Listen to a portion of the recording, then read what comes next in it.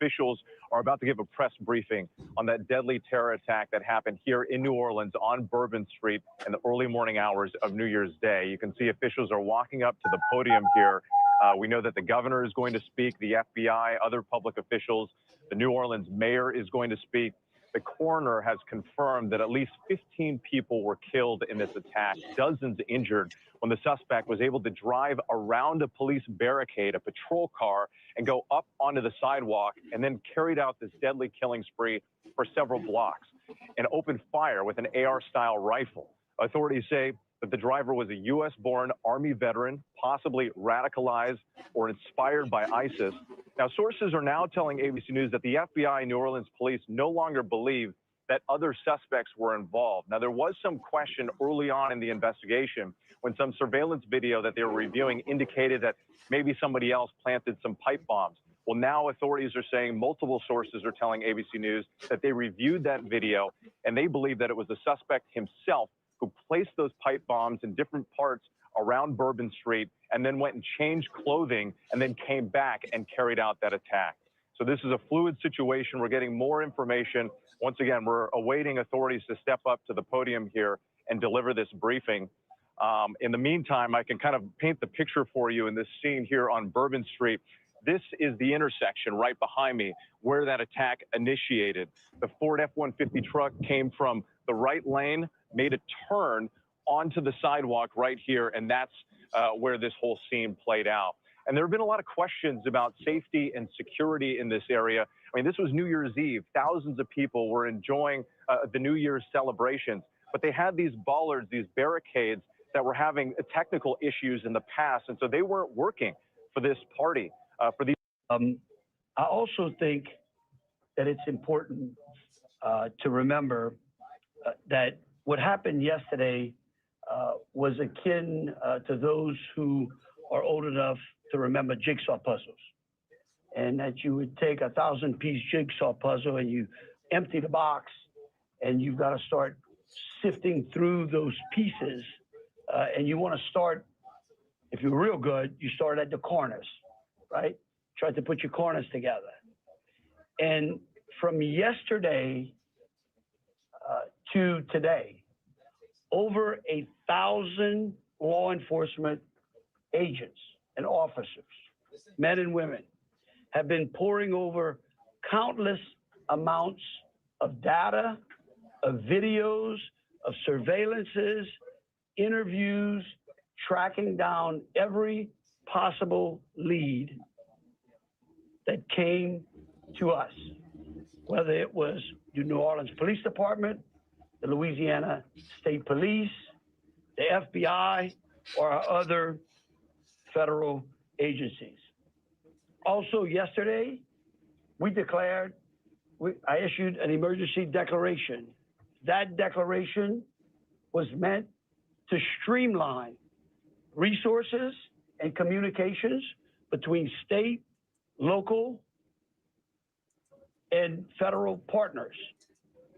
And we're seeing the results of it. I also would like to remind everyone that what's going on in this city and this state is twofold. We've got an active criminal investigation going on, while we're also continuing to secure the city in preparation for 3 o'clock kickoff time for the Sugar Bowl. With that, I would also remind those who are in the city that as far as state resources are concerned, we have the Louisiana State Police, the Louisiana National Guard, which was part of that emergency declaration, which allowed us to put an entire MP company on the ground. Those become force multipliers, is what we call that in law enforcement and the military. That helps to add to the resources that we have. Wildlife and Fisheries, the Department of Corrections, DSF, DHS, our Veterans Affairs, our Probation and Parole, all state agencies. Any state agency who has a post-certified officers are here in this city to help secure the city. And so with that, I would like to turn it over to Christopher Rea, who is the Deputy Assistant Director of the FBI's Counter Terrorism Division. Chris? Thank you, Governor Landry. Finally, the director in that area taken over. Good morning. Director. I am FBI Deputy Assistant Director Christopher Rea. I'm from our Counterterrorism Division at headquarters. I'm also joined by Assistant Special Agent in Charge Alethea Duncan from our New Orleans office, who you heard from yesterday. I'm here to discuss not only the latest investigative information we have here in New Orleans, but I'll also let you know about other investigative activities outside of the state. I first, and most importantly, want to send our deepest condolences to the victims of this horrific attack and their loved ones. 14 innocent victims were killed in this senseless attack, and at least 35 are injured. We cannot ease the grief people in this community and across the nation are feeling at this time, but rest assured, we stand with you and in support of you. All the resources, and I'm going to go into that a little bit later, all the resources of the FBI are being focused on tracking down every piece of evidence, every lead, every interview, every potential lead we've got. While I won't be able to answer all your questions today, my goal is to be as forthcoming as possible with you on what we've uncovered so far. First and foremost, let me be very clear about this point. This was an act of terrorism. It was premeditated and an evil act. This was obviously a critical incident, and with that, lots of information and tips come pouring in from law enforcement, first responders, and the public. We have been aggressively running down these tips and information. As you all know, that takes time, and we will continue to do so until every lead has been followed through on. This investigation is only a little more than 24 hours old. So I ask you to keep in mind that as I go through some of the specifics later. But at this point, currently, and this is another fact I want to be clear on, we do not assess at this point that anyone else involved in this attack is involved in this attack except for Shamsud-Din Jabbar, the subject you've already been briefed on. A little bit about what the... So, last night we were told there was a female and 3 males, 4 outstanding perpetrators that were acting in concert with this guy or acting with him. Now, less than 12 hours later, we're hearing that there was nobody. The FBI is doing. So we are surging people and assets to the area from across the region and across the nation. Special agents in multiple field offices across the country have been deployed and are assisting with potential aspects of this investigation and following up on every lead. Additional teams of special agents, professional staff, and victim specialists continue to arrive to provide more investigative power and assistance to the victims and their families. We have also forward deployed a number of our critical incident response group assets, including members of our hostage rescue team, special agent bomb technicians, and crisis management coordinators. In addition, we have deployed more evidence response technicians to continue to process the various scenes that we have. So far, we have received just over 400 tips from the public, and that information is being followed up on both here in New Orleans and across the country. Some of the tips are here in New Orleans, and there are other tips in other states across the country that we are following up on. The FBI team and our law enforcement partners here are also reviewing hundreds of hours of surveillance and other video from both the French Quarter and other locations. As for a timeline, at this point, investigators believe Jabbar picked up the rented F-150 in Houston, Texas on December 30th.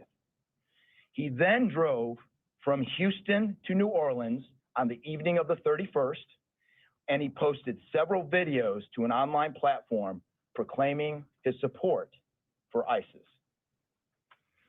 There were 5 videos posted on Jabbar's Facebook account, which are timestamped beginning at 1:29 a.m.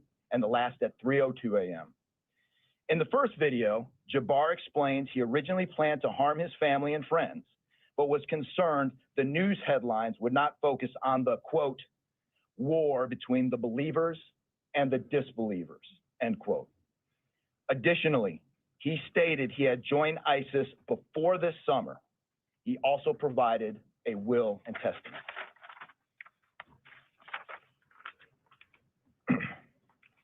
FBI and ATF. We have a couple different scenes at the location. We have released the scene at Bourbon Street. That scene has been released. We also have a scene off of Mandeville address where we're currently searching that scene right now.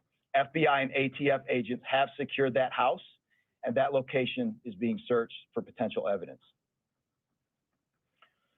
On New Year's morning, Jabbar opened fire after ramming through a blocked-off area of Bourbon Street, used his truck as a weapon to run over the victims. Teams of specially trained victim specialists, again, as I said, are on the ground here in New Orleans, assisting survivors of the attack and loved ones of the deceased.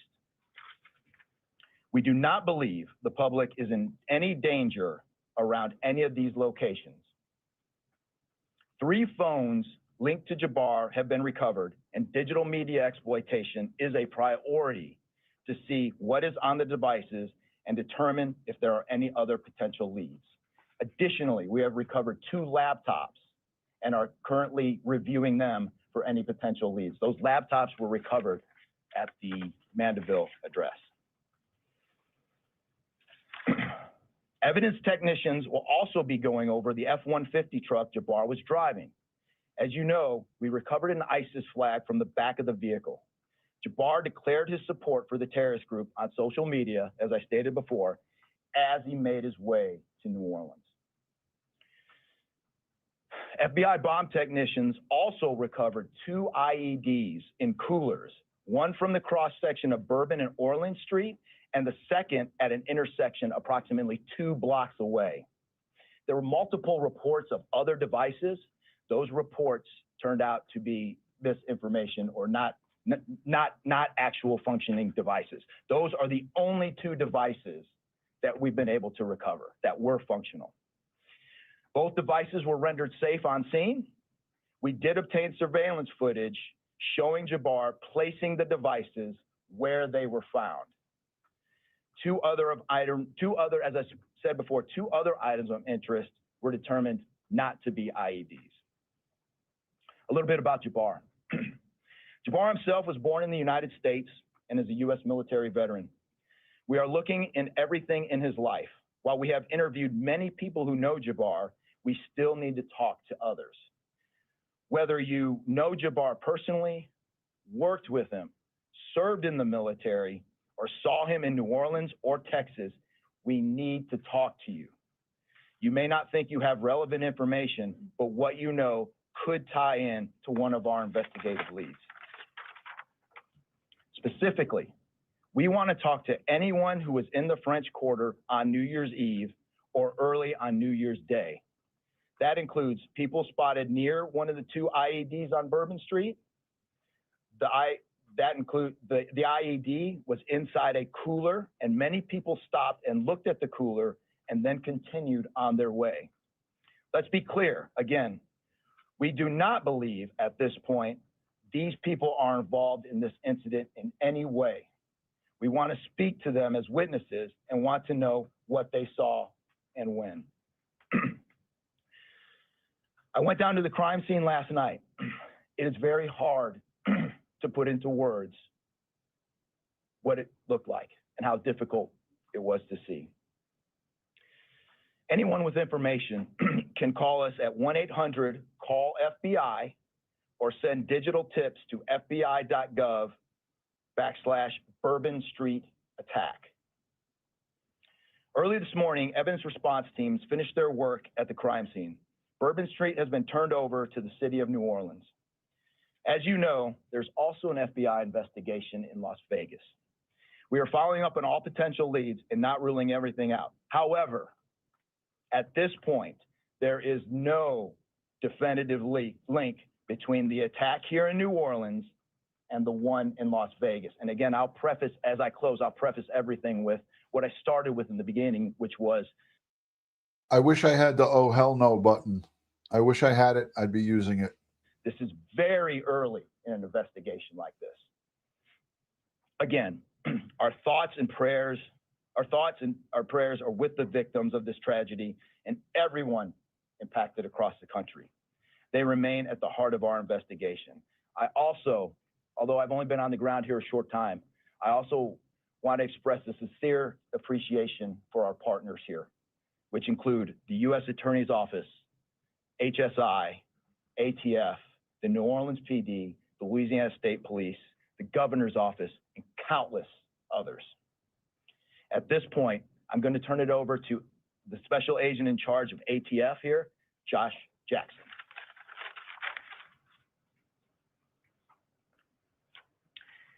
Hey, good afternoon. As stated, my name is Joshua Jackson. I am the Special Agent in charge for the ATF New Orleans Field Division. And ATF's primary mission is preventing, reducing, and solving violent crime throughout the United States and abroad. Solving part is the focus of this investigation. ATF resources that have been brought to bear to the city and to focus with our federal, state, and local partners have been our national response team. We spoke about the scene that's still being processed now. The national response team of ATF is a team of certified fire investigators, certified explosive specialists, fire engineers, electrical engineers. These folks will give us additional investigative leads to help the investigative team identify what happened at the location in Mandeville and identify how that fire started and move the investigation forward from there. Additional resources that ATF has brought to bear into the city as our ATF special response team. This is a tactical team capable of handling any sort of enforcement operation. This team is deployed, on set, and ready for the Sugar Bowl today. This team is also made available to the Louisiana State Police and also New Orleans Police Department to assist with any efforts that they may have during this period. Additional resources, as the governor alluded to, he executed executive powers and had an emergency declared to where ATF was able to tap in to assist Emergency Support Function 13 resources. This allowed us to bring additional explosive detection canines so that we can safely sweep the city and safely sweep the Super Bowl in preparation for the game today. These resources will still be in the city as we lead up to the Super Bowl and through Mardi Gras. These type of ATF resources will be here. The last resource that ATF has brought to bear, and probably the most important one, is our victim witness coordinators. These folks come in and they provide resources to the victims and the family members that have suffered greatly during this tragedy. The entire city hurts, but the victims and the family members are in need of resources and care long after this investigation wraps up. This time next year to be hard for the families and friends who suffered during this event. So our victim witness coordinators are working with the FBI, the city of New Orleans coordinators to provide resources to these folks out here. And as we move forward, ATF will be committed. We will work with the investigative team moving this investigation forward, but also we'll be here to make sure the city is safe and prepared as we move into the Super Bowl. And with that, I'm going to turn it over to our mayor of this great city, New Orleans. Madam Mayor. Thank you so much. Well, good morning once again. And I just want to just echo my thank yous to the unified command of our law enforcement partners and at every single level, federal, state, and governor. Governor, thank you for your partnership. Yeah, thank you. I also want to thank the residents and the visitors of the city of New Orleans for your patience, for your support, and most of all, your prayers. Our hearts and prayers continue to go out to the victims' families, and the city of New Orleans, we're resilient. And as I stated on yesterday, my focus in terms of a priority has been on our victims. As you heard, that yes, the FBI was able to clear Bourbon Street. And what that meant also for me in this city was that we were able to remove our victims, identify them, and notify their families. Real reverence. They mattered, the families matter, and matter to the city of New Orleans. In addition to that, I want to just thank again our federal partners in Washington, listening to my plea personally for the additional resources to allow for the scene to be cleared, and again, attending to our victims. I walked by each one, and I did the sign of cross in my own way, because reverence, again, is important. So while we have been able to have Bourbon Street return back to the city of New Orleans, and the due diligence has been done, that then allowed me to give the go-ahead to begin the cleaning of Bourbon Street. That started happening in the morning about 2 a.m. It was completed before 8 a.m. this morning. But that has really set the tone, I would say, and with the confidence that I have in the law enforcement partners, all of the resources that have been activated, how we have made sure that safety continues to be our top priority, how our assets have been deployed strategically, again, for the safety and the protection of our visitors and our residents in the city. And because of that, the confidence is there to reopen Bourbon Street to the public prior to game time today. The first order will be to allow for vendors to come in and service the businesses. That's important in order for us to stand up activation, as you know, Governor. And so with that, I want to reassure the public that the city of New Orleans is not only ready for game day today, but we're ready to continue to host large-scale events in our city because we are built to host at every single turn. I want to, again, thank all of those who responded to the FBI's call for information and tips. As you heard, that has been useful. Continue to do that. The investigation is still active and absolutely under the FBI's leadership. We will continue to operate and cooperate as we always have. So I want to also thank all of our partners for the added resources for victim and crisis management. We know that that's, again, important. Working with our partner, the Greater New Orleans Foundation, we have set up a fund for our victims' families for not only today, but into the future. As you heard, this is going to be a long process for our people. So with that, the city of New Orleans, and with all of my confidence, we are ready. And we could not get here, again, without the unified presence, support, and cooperation. We are stronger together. And I want to say again, thank you so much. Thank you, Governor. So once again, the governor would like me to reiterate that Bourbon Street will be prepared for full activation before game time today. We know 3 p.m., so we're working towards 2:30 p.m. But prior to game time, the kickoff, Bourbon Street will be restored. So we're hard at work now. Our teams are now, and of course, working with our business community to serve our public and serve our residents and our visitors alike. In closing, I want to rest people assured that right now in the city of New Orleans, there is an unprecedented amount of law enforcement resources that are being utilized to close out and to hunt down and to finalize this investigation. I want to thank the FBI and all of our federal partners for the amount of resources they have poured into the city. This type of event can happen in any city. And that's the tragedy of it. And I think it's important for people to understand that to protect our citizens in America from evil, you have to crush it. You can't go out there and placate it. You can't go out there and say, oh, I'm going to put this in place and that in place and hope that evil doesn't show up on your doorstep, because it will. You have to crush it. And that's what we're going to do here. We're going to put it all behind us. We're going to continue to keep the victims, those that are in the hospital, either fighting for their lives or trying to recover, in our thoughts and in our prayers. But you know, this morning, and I don't want to single out just one news source, but I just happened to turn on Fox and Friends, and that was a young man who was interviewed, who was actually on Bourbon Street during this horrific act of terrorism. And they closed out by asking him, what now?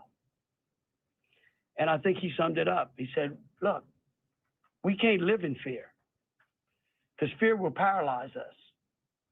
He said, we come down to the city to enjoy ourselves and to entertain ourselves and to be with our friends and with our families, because that's who we are. Louisiana invented hospitality. The people in this city care for each other. And believe you me, we care about each one of the lives that were lost in the city of that. We will never forget them. But it would be a tragedy if we let their losses be snuffed out because of fear. This city will be back. We'll be open to family and friends and loved ones who want some time to relax from the pressures of life. And so today, we're going to have us a sugar bowl. We're going to enjoy ourselves. We're going to keep those, again, who have lost loved ones in mind. And we're going to get on to the business of this city and this great country. With that, I'll take any questions. Governor, this is for you and the Assistant Director. The message has really changed since yesterday. Yesterday, the FBI said that people should be vigilant, that he did not act alone, that he likely had help. And now you're coming out the very next day and saying he was a lone wolf, everything is safe, the game moves on, everybody has a good time. How can you be so sure just 12 hours later? Well, we're going to bring him up. All right, but here's what I want to remind everyone. Like I was a deputy sheriff. Right? I worked in a jail. I worked on the street. I worked on the interstate. I served warrants. I can tell you. Look, in today's world, I get it. Information, we get information like that. Everybody lives in a 15-second TikTok video. We think that life operates like it does on our phones, and it just doesn't. Information changes. In fact, that's why we ask the media for patience. We get information, like I said, putting that, no one dumps a 1,000-piece jigsaw puzzle and puts it together in 5 seconds. Okay? And what I would tell you is that I appreciate the fact that what we did was we're under-promising and over-delivering today. And I think that's important. And I want to remind something, look, because over the last decade, law enforcement has taken it on the chin, unfairly. And there are great men and women serving in the FBI, in ATF, in Louisiana State Police, in New Orleans PD. Our sheriffs have been unbelievable in this. And I tell you, they want to protect you all. And we have to trust them. And sometimes the information we put out, we end up finding out that it may be incorrect. But guess what? What we're doing here is something I think is important. It's called transparency. And look, something may change again. Here's what I do know, though. Right now, this is one of the safest places on earth. It doesn't mean that nothing can't happen.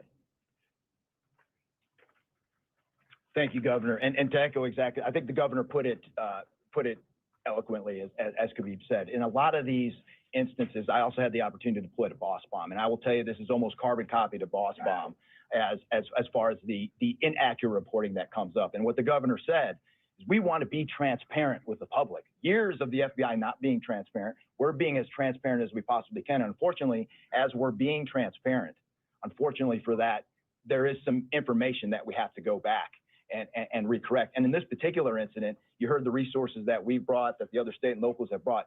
We've had 24 hours now to go through media, to go through phones, to interview people, to analyze those videos, analyze other databases. And after all of that, there's been hundreds and hundreds of leads done just in 24 hours. We're confident at this point that there's no accomplices. And I'll give you an idea of how that information sometimes, a lot of the early reports came out that there were extra people that were setting the coolers down, right? It turns out those were just patrons on the street that were looking inside the coolers, right? Well, we didn't know that at first, so we had to kind of track all that down and put that to rest. So that's just an example, one of the pieces of information, but there were other pieces of information that after we got our feet under us a little bit and on the ground here, we were able to put together a much more accurate picture of the subject and his attention. The updated death toll, we just wanted to double check. Yes. 14, not 15. Yeah. 14, and then the shooter himself would be 15 total, to include the shooter. Were the IEDs pipe bombs, and have you discovered a remote detonator anywhere? And you said that he used to have surveillance footage of the suspect planting those IEDs. What time roughly were they planted? Yeah, those roughly a couple hours. I don't have the exact times in front of me. A couple hours prior to the attack, probably after midnight. I want to say 1 or 2 in the morning, but I can't. Correct. That's our assumption now. I mean, we still have a lot to work through. We're getting more surveillance video and everything else, but that's the assumption. Where did suicides being done on Bourbon Street? Would there have been canines out on New Year's Eve? Would there have been bomb sweeps done? Look, I think let me just say this, and either Joe or Rob will correct me. Look, a bomb dog doesn't operate like a drug dog, right? On Bourbon Street, there's a lot of senses, right? A lot of smells. I don't think you can run a bomb dog down Bourbon Street with thousands of people there and be able to sniff out a bomb. What we've been doing, what they have been doing, is certainly a complete sweep of the quarter because of the limited amount of traffic that's been out there.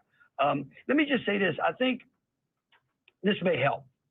It would be my hope that as some additional time goes through, maybe closer to maybe the beginning of next week, we will, if we've got it to what extent buttoned up as we could, I would work with the FBI and the city, and maybe we can come up with a timeline to be able to get you those information, kind of walk everyone through from day one through. I think it's extremely premature, and you're really putting us on some speculative grounds to ask some of those questions, because again, it's only been 24 hours.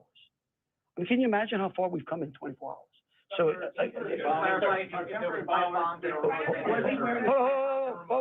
we'll go one at a time. Done to make Bourbon Street safer tonight than it was New Year's Eve? Are temporary bollards being brought in to block off the street, and why weren't those used on New Year's Eve? Well, look, here's what I'm going to say. Every time some bad guy does something like this, there's what we call an after-action review. Because again, nothing is 100%. We have reinforced the area. We have deployed some additional types of assets.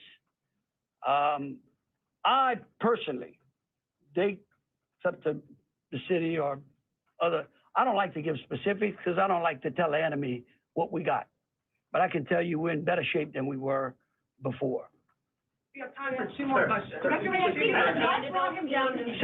Well, I certainly hope you're in better shape than you were before, because we watched the white truck make a sharp right turn right in front of a flashing police car that was blocking that street on Bourbon Street and plowed down 14 innocent lives.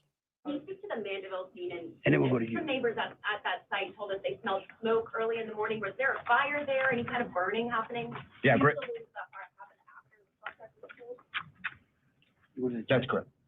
Yeah, I'll move to AT. I do want to address the suicide vest question. I want to kill that one right away. There was no evidence that the subject was wearing a suicide vest. suicide vest at all. So I will turn the Mandeville stuff over to ATF. As to the fire at the Mandeville scene, so our working theory now is that the fire started after Jabbar was already deceased. There's a lot of different ways that could happen. You could have different time devices. You could have a long cord that extended that time. You could also have pressure cookers that were put on top of the stove filled with gasoline, and then it went off. There's a lot of different ways to do it, but that is why our ATF National Response Team is here to answer those questions and get that investigative lead back to our team. So more to come on that. We're still processing that scene. We're out there right now. Are you able to answer how he became radicalized over all of this time? What brought him to Bourbon Street? Do we understand, was there any international travel involved? What led him down this path of sort of radicalization? Sure, a lot of questions we're still asking ourselves.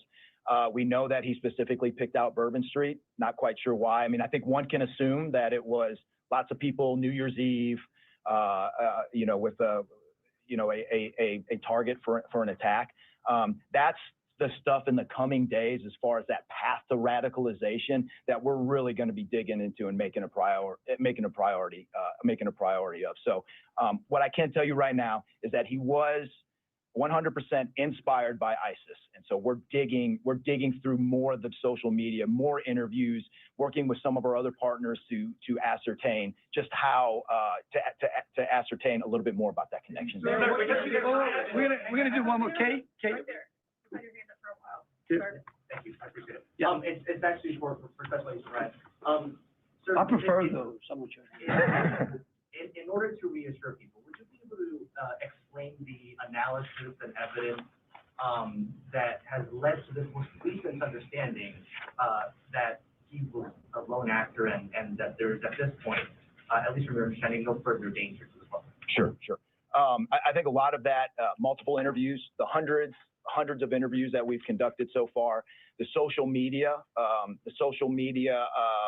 review that we've done of his accounts,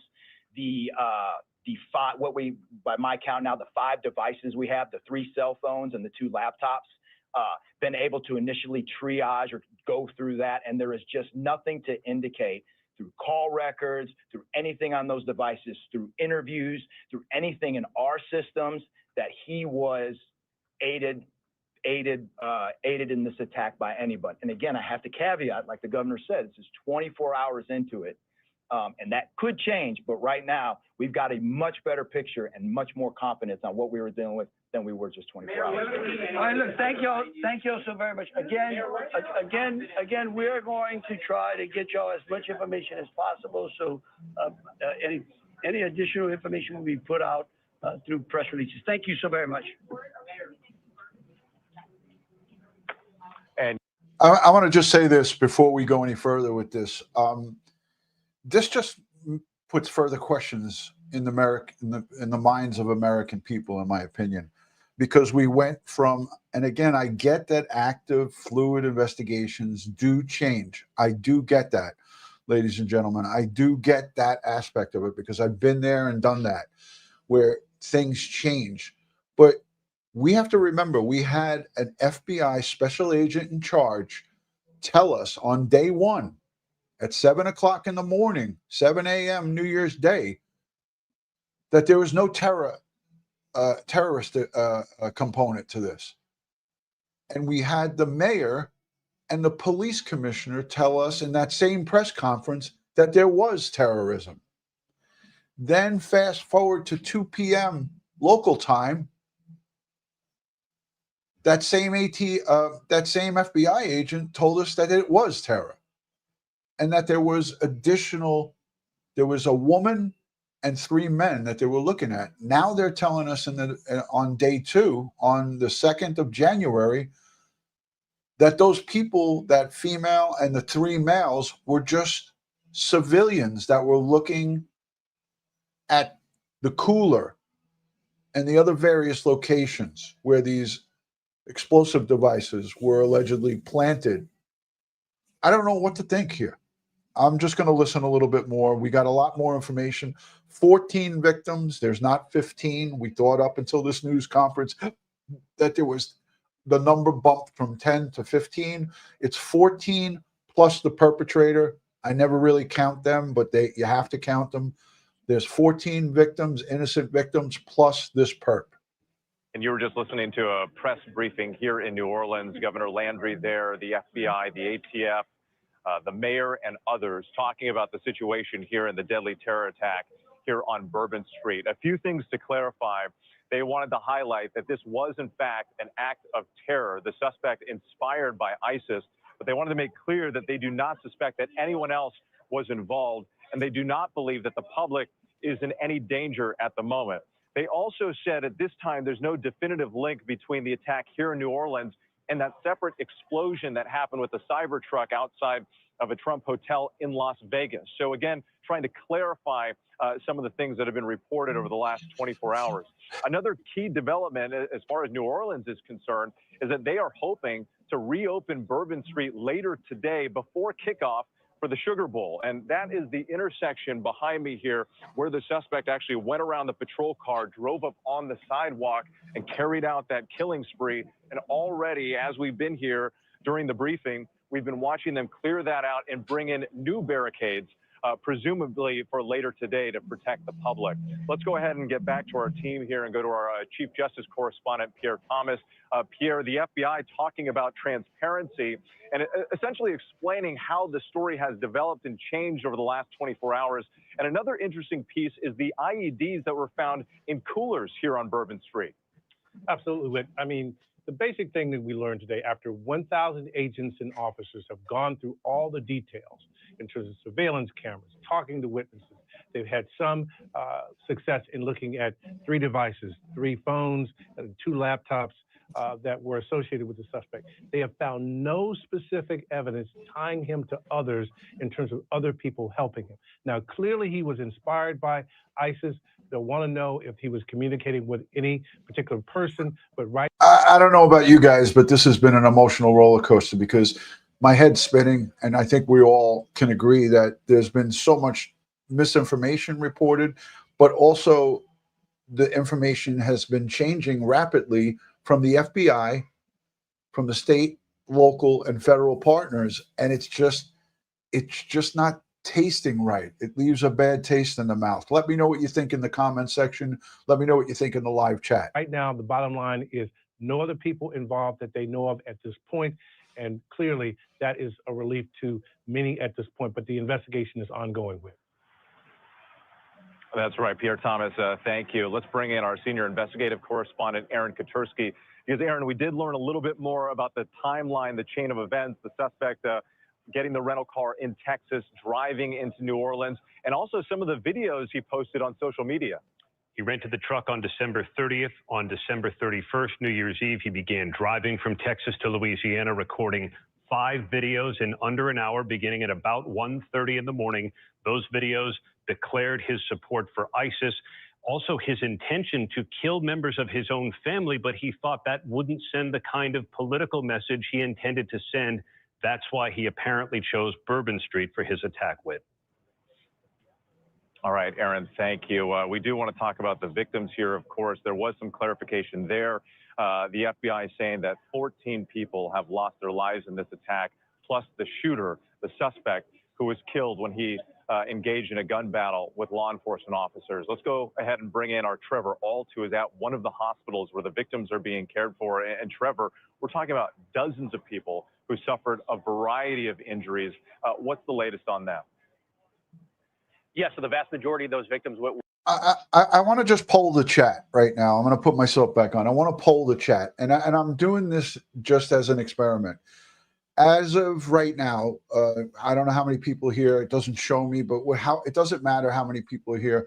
How many of you in the chat trust what the FBI is telling you and what we're getting reported here is the best and accurate information that they have? Now, granted, we know that they got to hold back some stuff. There's stuff that has to be held back, but I'm talking about the contradictory information that's happening from day to day. Put a 1 in the chat if you believe the FBI, what they're telling us is in fact 100% the truth. Put a 2 in the chat if you don't, if you just don't trust the FBI. I'm just curious to see what the poll will be. And again, I'm not doing it for any particular reason, but I just want to see. A 1 if you trust them, a 2 if you don't. We're rushed here in the immediate aftermath. University Medical Center, this is within walking distance of Bourbon Street, and we know this was an extremely chaotic scene for the workers inside because of those different injuries, some wounded by the truck, others suffering gunshot wounds. I spoke with the chief medical officer earlier this morning. He does feel like they're now in a stable position. There's been more than a dozen patients who have since been released. There are 16 patients here who are still being treated, 8 of them in the ICU. But the chief medical officer believes that several of them will be released today, discharged from the hospital. Several more will likely be moved out of the ICU. And perhaps most importantly, he was adamant that he does not expect the death toll to rise, at least at this hospital. Now, there's several hospitals involved, but the vast majority of them were taken here with. All right, Trevor Alt-Forrest, thank you so much. As we wrap up our coverage here in this special report, we do want to leave you with some of the images of the victims, the people who lost their lives in this horrific attack, sons and daughters, husbands and wives, ranging in a variety of different ages. But as we leave you with those images, our coverage also continues on ABC News Live, our streaming channel, abcnews.com, and you can also get breaking alerts on the ABC News app. For now, I'm Whit Johnson, live in New Orleans. We'll have a full wrap-up tonight on World News Tonight with David Muir. Have a good day.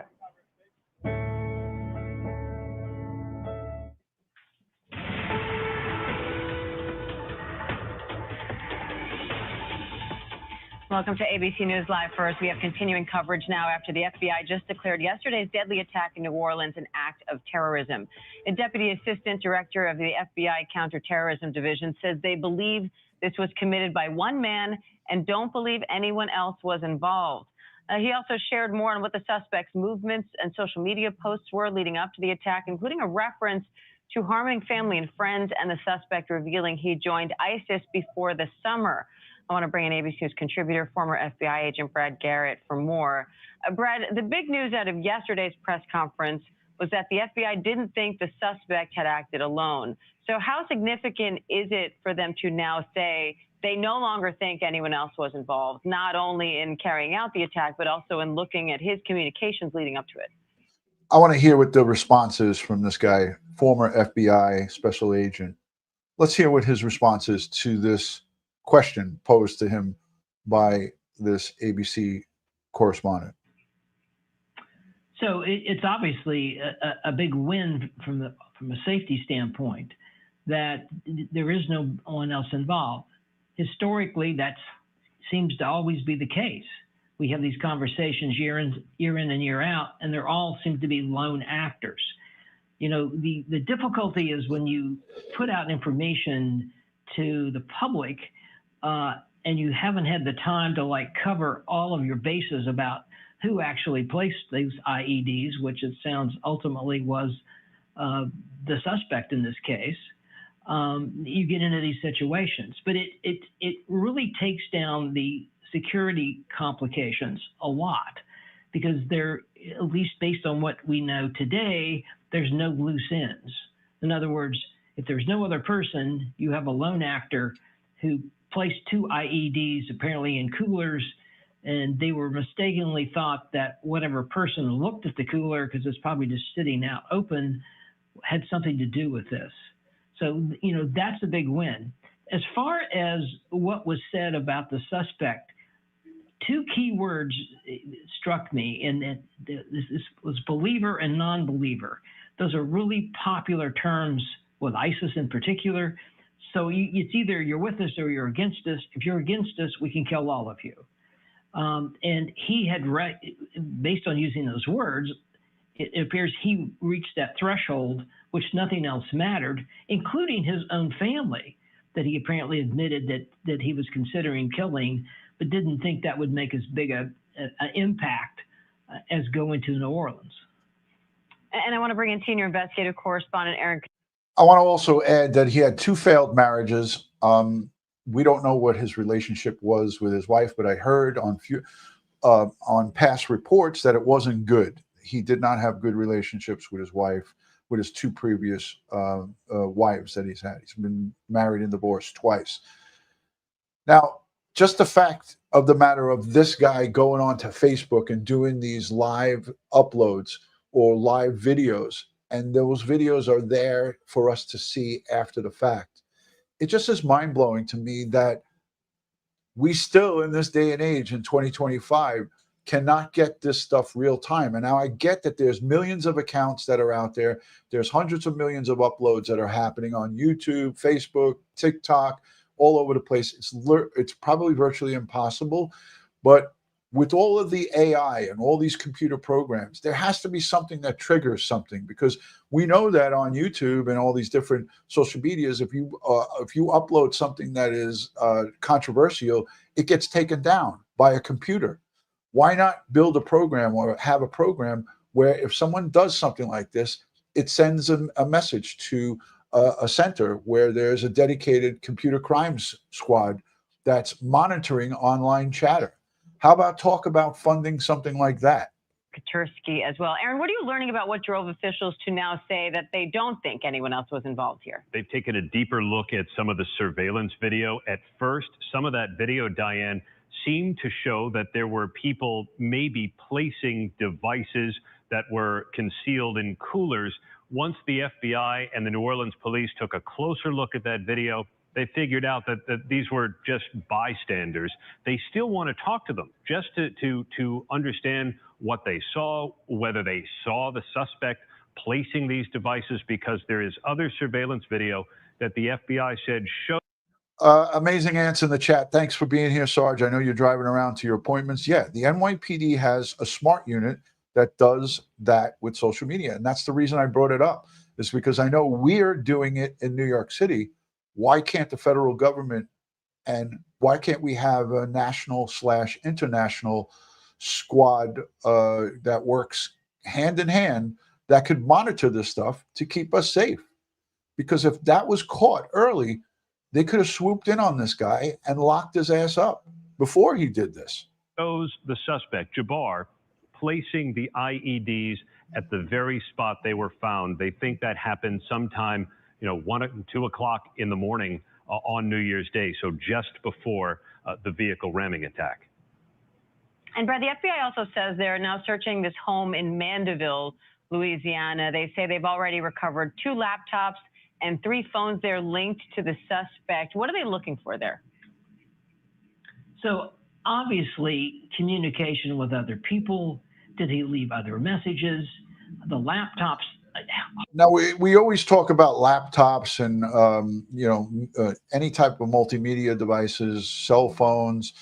As far as I remember, the agent said that the 3 cell phones were recovered inside the vehicle at the scene, and the 2 laptops were at the home address that they did that search warrant on. Correct me if I'm wrong in the chat.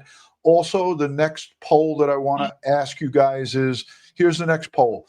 Should the football game tonight, the Sugar Bowl, should it take place in the Superdome? Should it take place? 1, if you think it should.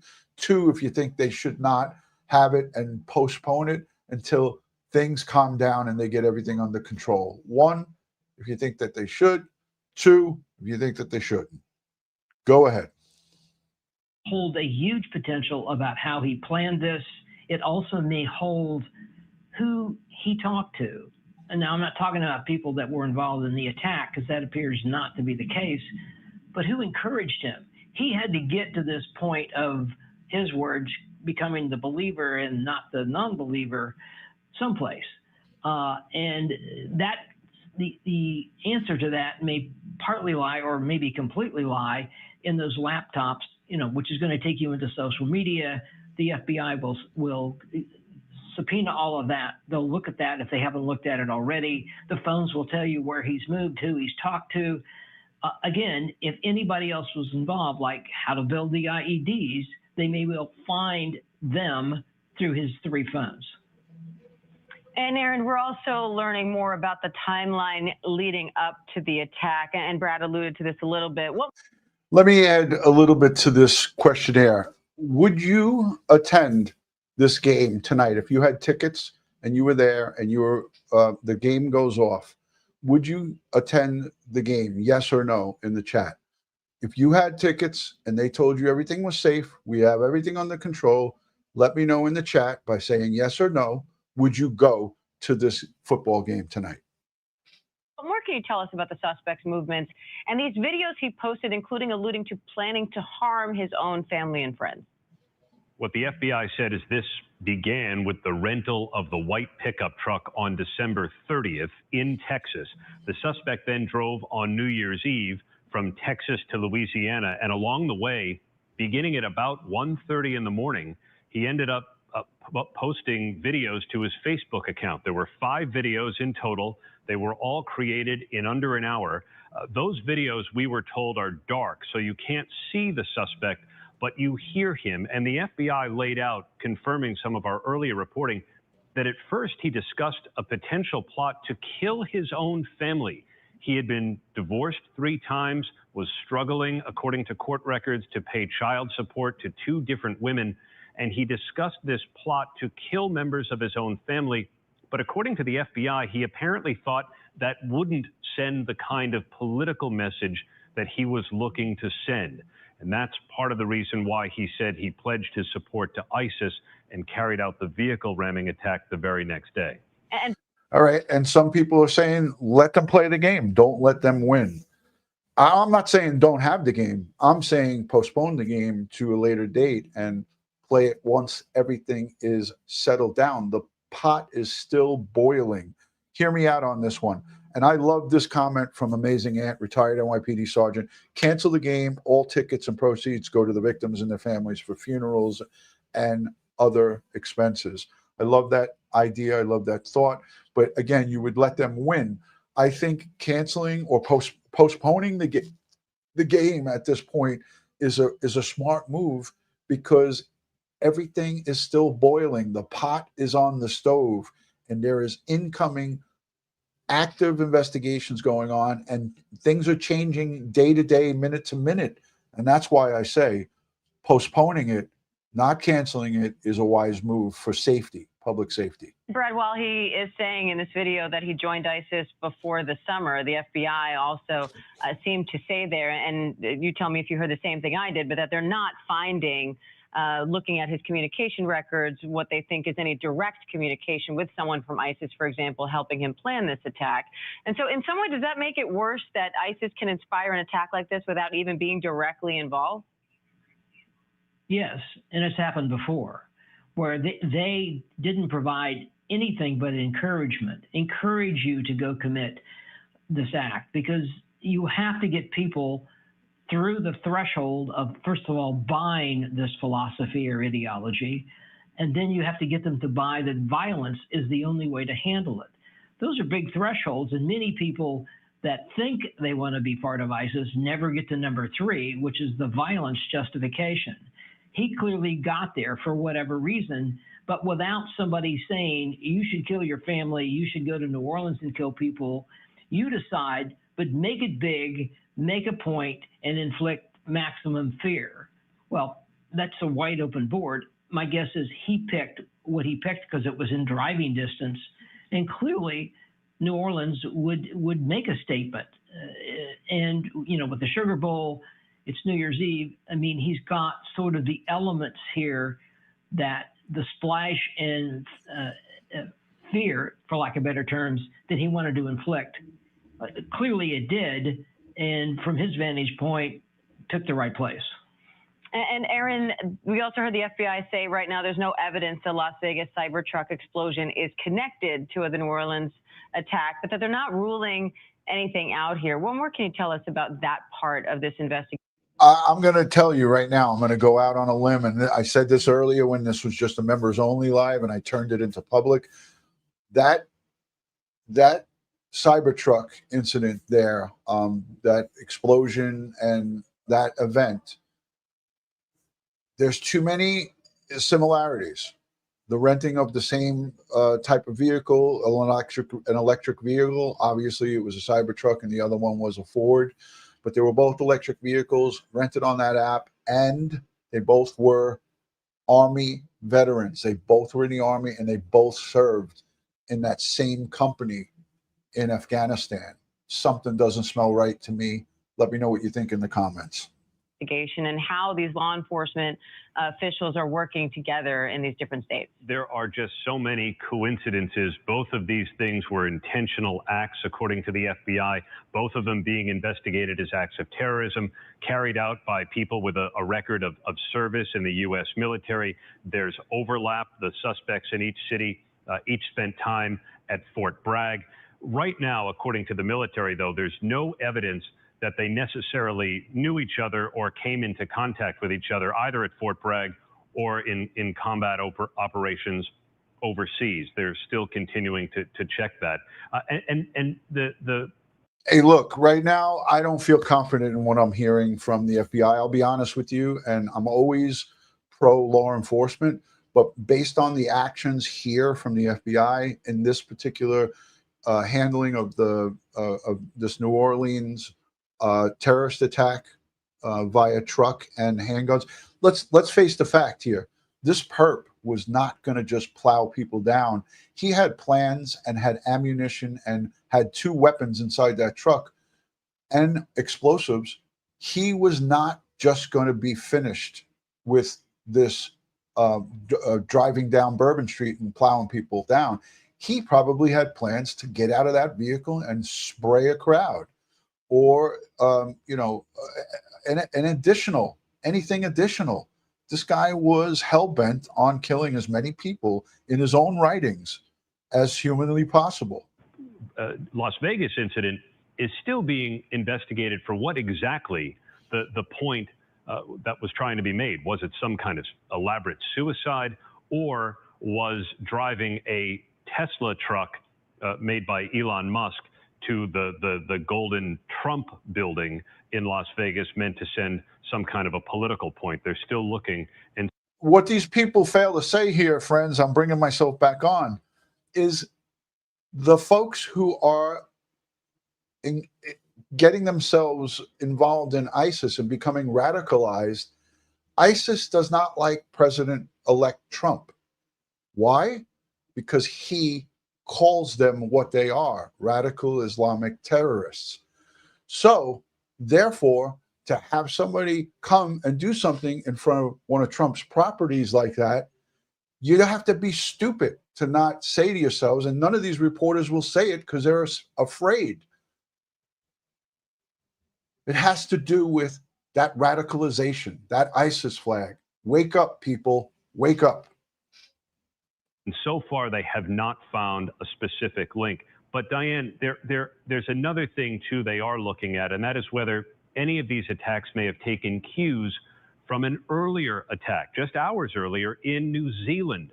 Wellington, New Zealand is where a driver struck police officers who were walking a New Year's patrol. And so they're certainly going to be looking to see if there's any connections, even online, to points of radicalization.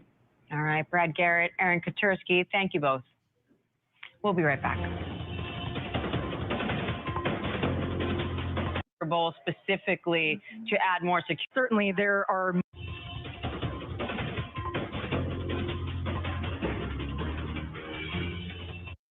Let's get this done.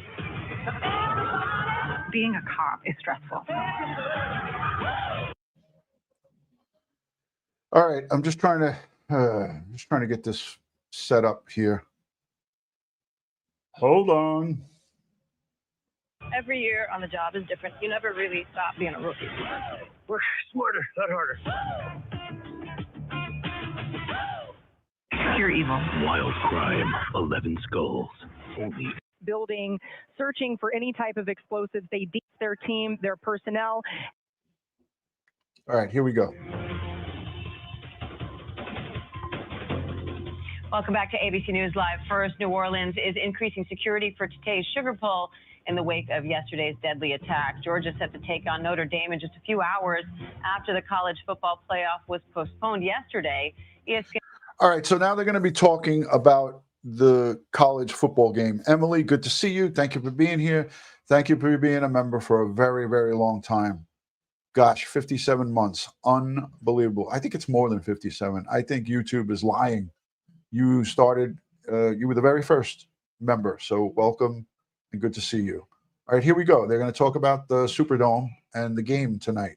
ESPN reporter Laura Rutledge is there at the Superdome with more. Laura, what additional precautions are being taken there today?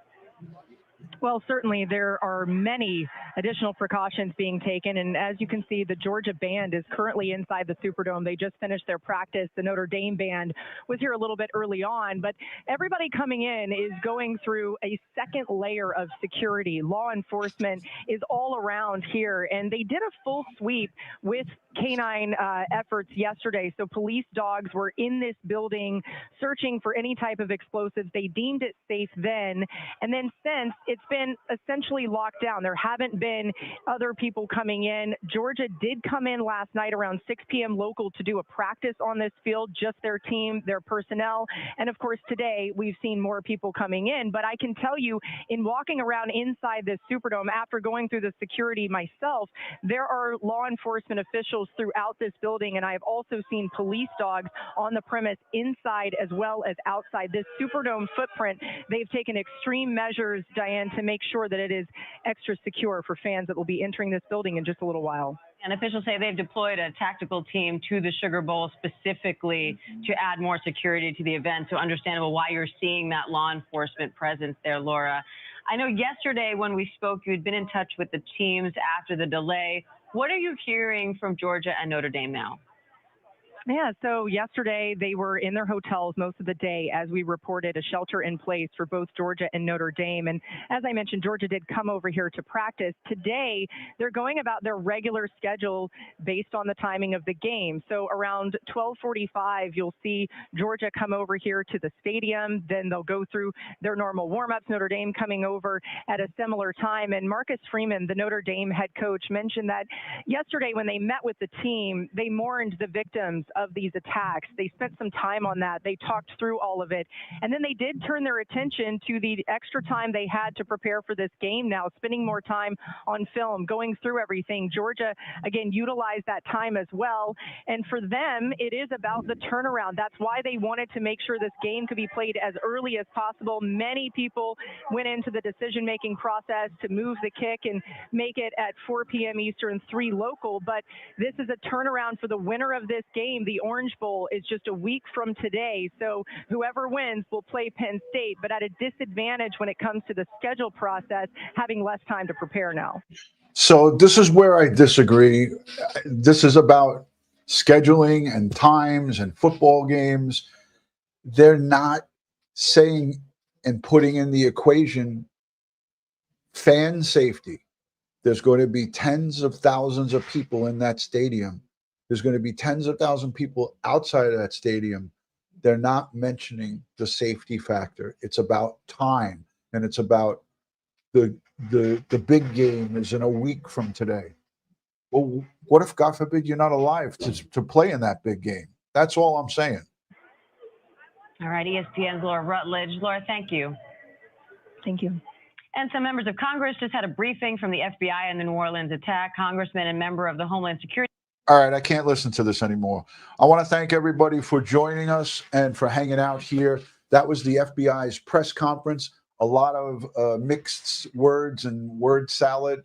Let me know what you think down below in the comment section. This video started out as a members only, and I made it public because this breaking news and this press conference came on. Let me know what you think in the comments. We can continue the conversation.